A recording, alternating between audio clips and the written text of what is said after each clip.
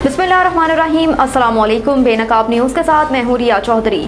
Bulletin में शामिल करते हैं आज की अहम खबरें। मोहम्मद राहिल अमजद की रिपोर्ट के मुताबिक रुख करेंगे वज़ीराबाद का। वज़ीराबाद से यूरोप की ख्वाब सजाए एजेंट के हत्थे चढ़ने वाले दो नौजवान ईरान और इराक बॉर्डर पर जाम हक हुए, जिनको वज़ीराबाद उनके आबाई इलाकों में दफन कर दिया गया।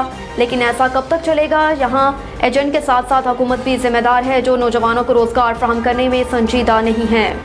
गाड़ी नंबर JV3297 गुज़श्ता रात अगवा हो गई। गाड़ी कराची से शेखुपुरा के लिए सरसों लोड करके जा रही थी। 25 अप्रैल 2023 को बवक्त तकरीबन 1:30 बजे के करीब रात को Ahmedpur Sharqia toll plaza cross करने के बाद अगवा हो गई। मुसल्लह डाकुओं ने ड्राइवर्स को यरगमाल बना लिया और अपनी कार में बैठाकर हेडराज खान की तरफ ले गए, जहां उनके हाथ पांव बांधकर वीराने में फेंक दिया। ड्राइवर्स को बादशाह मुकामी अफराद ने रेस्क्यू किया, जबकि गाड़ी और करोड़ों रुपए मालियत के माल की भी अभी तक कोई खबर नहीं मिली।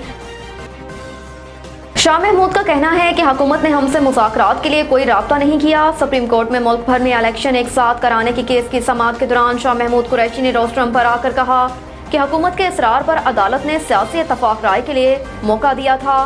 तमाम जमातों की सियासी क़यादत अदालत में पेश हुई थी। उन्होंने कहा कि सुप्रीम कोर्ट का 14 मई का फैसला हतमी है। अदालती हुक्म को PTI ने संजीदगी से लिया, लेकिन PDM में आज भी मुज़ाकरात पर इत्तफाक राय नहीं है। हुकूमत आइन से इनहराफ करना चाह रही है। हुकूमत ने कहा था कि वो मुशावरत के बाद तजवीज़ देंगे, लेकिन यहाँ कोई तजवीज़ नहीं आई। शाह महमूद का कहना था कि PTI ने मुझे फवाद चौधरी और अली जफर को मुज़ाकरात के लिए नामजद किया था, लेकिन हमसे कोई राब्ता नहीं किया गया। असद कैसर ने हुकूमत को मुझसे राब्ता करने का कहा, मगर आज तक मुझसे किसी ने राब्ता नहीं किया। उन्होंने मजीद कहा कि चेयरमैन सेनेट से गुज़श्ता रोज़ फ़ोन पर कहा कि वज़ीर आज़म के इसरार पर राब्ता कर रहा हूँ। चेयरमैन सेनेट से कहा कि सुप्रीम कोर्ट में जो तजावीज़ दी थी वो कहाँ हैं। जलाओ गहराव तोड़फोड़ केस, असद उमर समेत दीगर की अबूरी जमानत में तोसी। अदालत ने मुसर्रत चीमा और फरख हबीब को आज ही इन्वेस्टिगेशन ज्वाइन करने की हिदायत कर दी।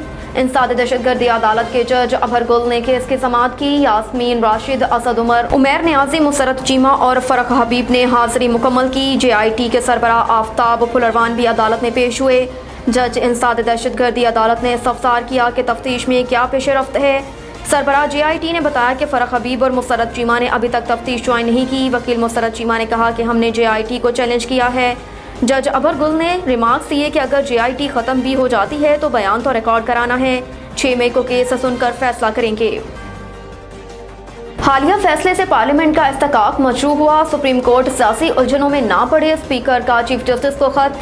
स्पीकर कौमी असम्बली की जानिब से चीफ जस्टिस को 5 सफ़ात पर मुश्तमिल खत लिखा गया, जिसमें कहा गया कि हालिया फैसलों और जजेस के रिमार्क्स पर अवामी नुमाइंदों को तहफ़्फ़ुज़ात हैं। अदालती फैसले कौमी असम्बली के 2 बुनियादी आइनी इख्तियारात से मुतजाविज़ हैं। खत में कहा गया कि अदालती फैसले से पार्लियामेंट का इस्तिकाक मशरू हुआ। आर्टिकल 73 मालियाती बिल से मुतल्लिक इख्तियारात कौमी असम्बली को तफवीज़ करता है। सुप्रीम कोर्ट सियासी उलझनों में ना पड़े, सियासी मामलात पार्लियामेंट को ही हल करने दिए जाएं। स्पीकर राजा परवेज़ अशरफ की जानिब से लिखे गए खत में कहा गया कि चीफ जस्टिस और दीगर जजेस पार्लियामेंट की हदूद का एहतराम करें।